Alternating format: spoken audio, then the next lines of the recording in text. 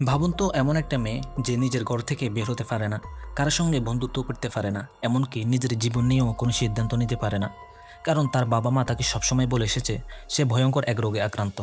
কিন্তু একদিন মেয়েটি জানতে পারে সে আসলেই অসুস্থ হয়ে নয়। তাহলে এত বছর ধরে তার বাবা মা তাকে অসুস্থ বানিয়ে রেখেছিলেন কেন? আর তার শরীরে এমন কি রহস্য ছিল যার জন্য তাকে পৃথিবীর সবার কাছ থেকে লুকিয়ে রাখা হয়েছিল? আজকের গল্পে আমরা জানবো সেই মেয়েটির ভয়ঙ্কর সত্যের কথা। তো চলুন আর দেরি না করে শুরু করা যাক আজকের মুভির গল্প। গল্পের শুরুতেই আমরা দেখি ইসমাতা নামের মিষ্টি স্বভাবের ১৬ বছরের একটি মেয়েকে। ইসমাতা এমন একটি রোগে আক্রান্ত যার কারণে তার রোগ প্রতিরোধ ক্ষমতা বাইরের কোনো অসুস্থতার বিরুদ্ধে লড়াই করার বদলে উল্টো তার নিজের শরীরকেই আক্রমণ করে। তার বাবা মা দুজনেই ধনী বিজ্ঞানী, তাই তারা ইসমাতাকে সবসময় বাড়ির ভিতরে বন্দি করে রাখে। তাকে কখনো বাইরে যেতে দেওয়া হয় না, এমনকি সে কারোর সঙ্গে বন্ধুত্বও করতে পারে না।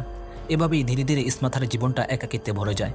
আজ ছিল ইসমাতার ১৬তম জন্মদিন, কিন্তু অন্যান্য মেয়েদের মতো নিজের জন্মদিন নিয়ে তার মধ্যে তেমন কোনো উত্তেজনা ছিল না। তবে কেক কাটার সময় হঠাৎ তার প্রিয় পপ তারকার কাছ থেকে একটি ফোন আসে। ফোনটি পেয়ে ইসমাতা ভীষণ খুশি হয়ে যায়। কিন্তু ইসমাতা জানতো না পুরো ব্যাপারটাই ছিল তার বাবা মায়ের সাজানো একটি পরিকল্পনা। মেয়েকে একটু আনন্দ দেওয়ার জন্যই তারা এই ব্যবস্থা করেছিল।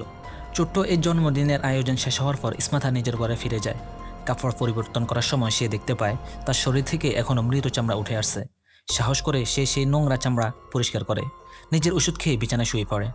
এরপর সে এআইকে জিজ্ঞেস করে কিভাবে সে বন্ধু বানাতে পারে। এআই তাকে পরামর্শ দেয় বাইরে বের হয়ে মানুষের সঙ্গে কথা বললেই বন্ধু বানানো সম্ভব। চাইলে কুকুর বা অন্য প্রাণীর সঙ্গেও বন্ধুত্ব করা যায়, এমনকি তাদের ফ্রসাফানি হিসেবেও রাখা যায়। কিন্তু ইসমাতার জন্য এসব কিছুই সম্ভব ছিল না। তার বাবা মা তাকে কোনোভাবেই বাইরে যেতে বা কারোর সঙ্গে মিশতে দিত না, ফলে সে ধীরে ধীরে হতাশ হয়ে পড়ে। এরপরও ইসমাতা প্রতিদিনের মতো নিজের একই রুটিন চালিয়ে যেতে থাকে। আমরা দেখতে পাই তার বাবা মা মেয়েটির ব্যাপারে অত্যন্ত সতর্ক, এমনকি তার খাবারও তারা নিয়ন্ত্রণ করে দেয়। ইসমাতা কী খাবে আর কী খাবে না সেটাও তার নিজের সিদ্ধান্ত নয়। অর্থাৎ নিজের জীবনের উপর ইসমাতার কোনো নিয়ন্ত্রণই ছিল না। আর এই কারণেই সে নিজের জীবন নিয়ে একদমই সুখী ছিল না। একদিন ইসমাতা সুইমিং করতে যায়। পানির নিচে থাকার সময় হঠাৎ তার মাথায় এক ভয়ঙ্কর দৃশ্য ভেসে ওঠে। সে দেখতে পায় একজন বিজ্ঞানী তাকে অচেতন করে তার শরীরের উপর পরীক্ষা চালাচ্ছে। চারপাশে তাকিয়ে সে আরও ভয় পেয়ে যায়, কারণ সেখানে অনেকগুলো টিউবের ভিতর তার মতো দেখতে আরও অনেক মেয়েকে রাখা হয়েছে। হঠাৎ সেই মেয়েদের একজন চোখ খুলে ইসমাতার দিকে তাকায়। ভয়ে ইসমাতার সঙ্গে সঙ্গেই পানির ভিতর থেকে উঠে আসে। এরপর গল্পে আমরা ইসমাতার বাবা মায়ের সম্পর্কেও কিছু জানতে পারি। তারা এমন একটি জায়গা তৈরি করার গবেষণা করছিল যেখানে পৃথিবী ধ্বংস হয়ে যাওয়ার পর মানুষ বসবাস করতে পারবে। তাদের গবেষণা প্রায় শেষের দিকে চলে এসেছিল। এই সাফল্য উদযাপন করার জন্য তারা নিজেদের বাড়িতে একটি বিশাল পার্টির আয়োজন করে।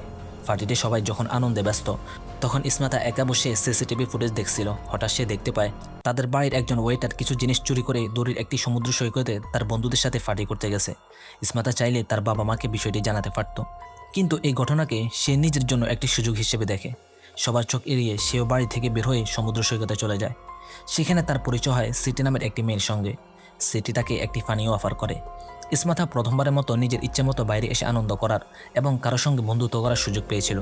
কিন্তু সে বেশি সময় সেখানে থাকতে পারে না। তার মা তাকে খুঁজে বের করে বাড়িতে নিয়ে আসে।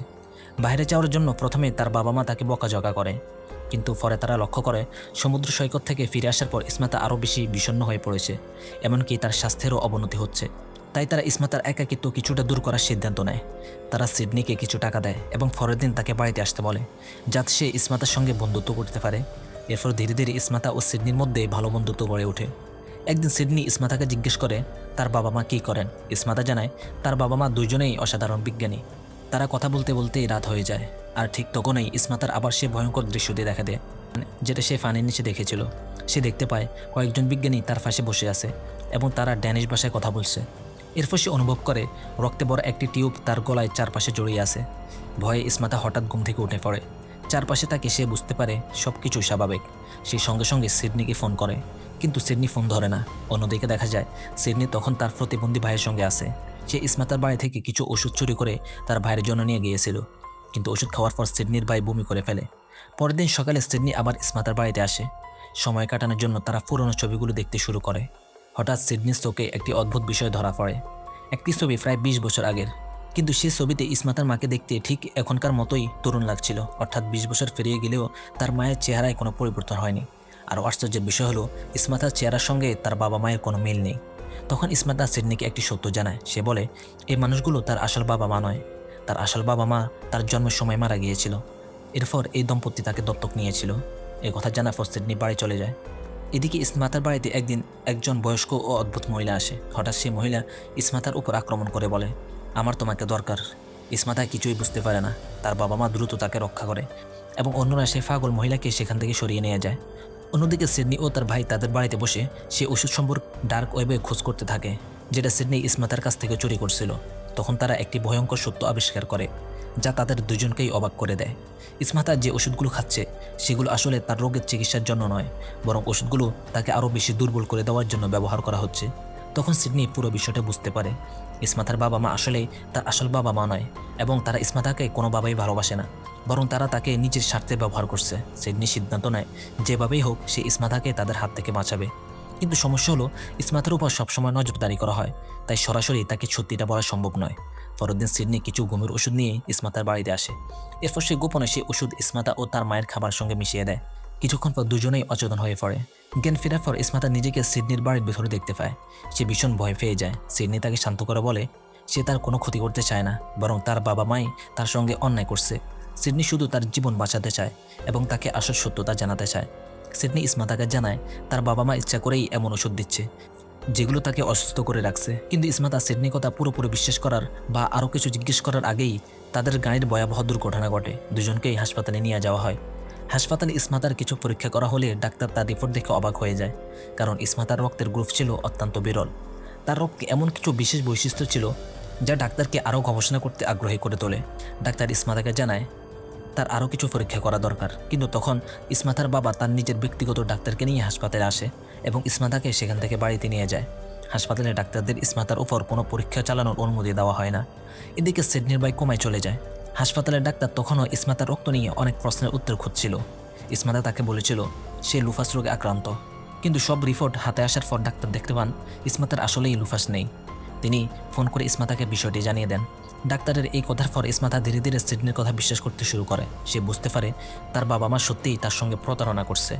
রাগে ক্ষোভে ইসমাতা তার বাবা মায়ের মুখোমুখি হয় এবং প্রশ্ন করে তোমরা আমার সঙ্গে মিথ্যা বললে কেন। কিন্তু তার বাবা মা খুব সহজেই তাকে আবারও ম্যানিপুলেট করে। তারা দাবি করে ডাক্তারের রিপোর্ট নকল। এরপর তারা আরও কিছু রিপোর্ট দেখিয়ে ইসমাতাকে বোঝানোর চেষ্টা করে যে তারা তার কোনো ক্ষতি চায় না। অন্যদিকে যে ডাক্তার ইসমাতার রক্ত পরীক্ষা করেছিলেন তিনি তার রক্ত নিয়ে আরও গবেষণা করার পরিকল্পনা করেন। তিনি কারোর সঙ্গে কথা বলতে বলতে কোথাও যাচ্ছিলেন, কিন্তু হঠাৎ কয়েকজন অপরিচিত লোক সেখানে এসে সেই ডাক্তারকে হত্যা করে। এদিকে দিন যত যেতে থাকে ইসমাতার মনে তার বাবা মাকে নিয়ে সন্দেহ ততই বাড়তে থাকে।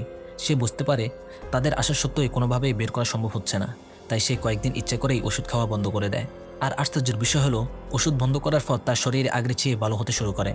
তার বাবা মা যখন দেখতে পায় যে ইসমাতা একটু একটু করে সুস্থ হয়ে উঠছে, তখন তারা আবার তার খাবারের সঙ্গে ওষুধ মিশিয়ে দিতে শুরু করে। এই কারণেই প্রতিদিন খাবার খাওয়ার পর ইসমাতা বাথরুমে গিয়ে বমি করতে থাকে। কিন্তু ওষুধ না খাওয়ায় তার জীবন অনেক স্বাভাবিক হয়ে যায়। এখানে সে পুরোপুরি নিশ্চিত হয়ে যায় যে তার বাবা মা ইচ্ছা করেই তাকে অসুস্থ করে রাখছে। কিন্তু কেন তারা এমন করছে সেটা সে কিছুতেই বুঝতে পারে না। একদিন সময় কাটানোর জন্য নিজের ছোটবেলার ছবিগুলো দেখতে গিয়ে ইসমাতা আরও একটি অদ্ভুত বিষয় লক্ষ্য করে। তার ছোটবেলার ছবিতে ঘরের ভিতরে একটি বিশেষ দরজা দেখা যায়, যেটা এখন আর কোথাও নেই। রাত হলে সে গোপনে সে দরজাটি খুঁজতে শুরু করে। খুঁজতে খুঁজতে সে একটি বোতাম খুঁজে পায়। বোতামটি চাপ দেওয়ার সঙ্গে সঙ্গেই একটি আয়নার পিছন থেকে সেই দরজাটি বেরিয়ে আসে। দরজাটি ছিল নিচের একটি বেসমেন্টে যাওয়ার পথ। ইসমাতা ধীরে ধীরে বেসমেন্টের দিকে এগিয়ে যেতে থাকে, আর যতই সে সামনে এগোতেই থাকে ততই তার চোখের সামনে ভয়ঙ্কর সব দৃশ্য আসতে থাকে।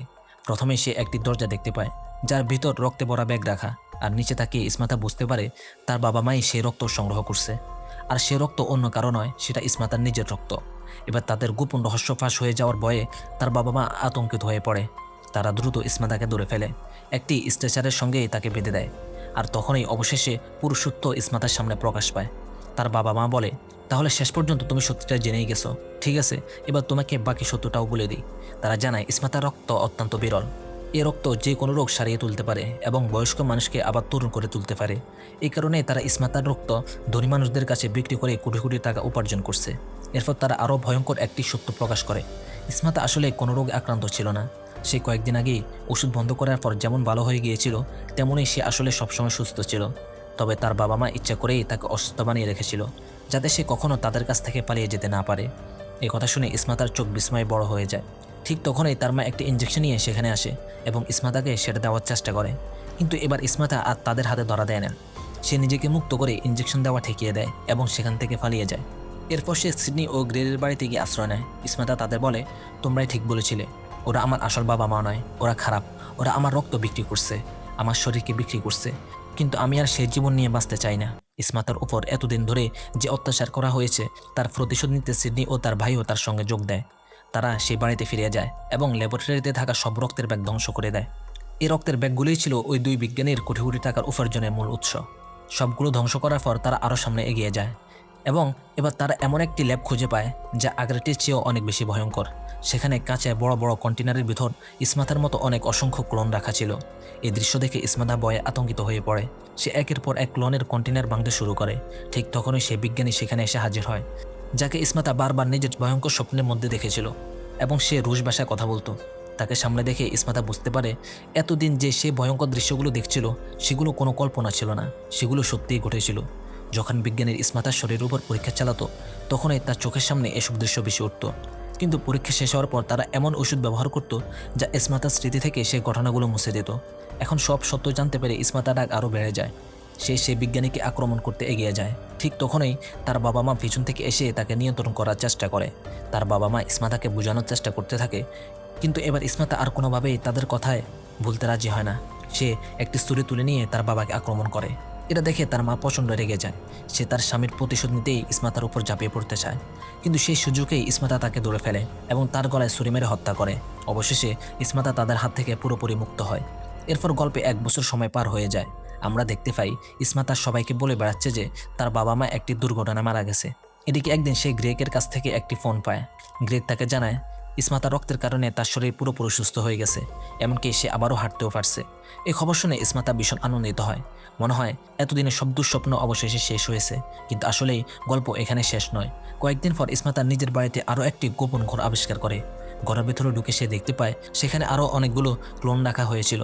তখন তার মাথায় একটি ভয়ঙ্কর প্রশ্ন আসে, সে কি সত্যিই একজন মানুষ নাকি সেও একজন ক্লোন? এই প্রশ্নের উত্তর না দিয়েই সিনেমাটি শেষ হয়ে যায়। আর সেই প্রশ্নটা শুধু ইসমাতার মাথা নয়, আমাদের মনেও থেকে যায়। ইসমাতা আসলেই মানুষ নাকি সে নিজেও কোনো ক্লোন?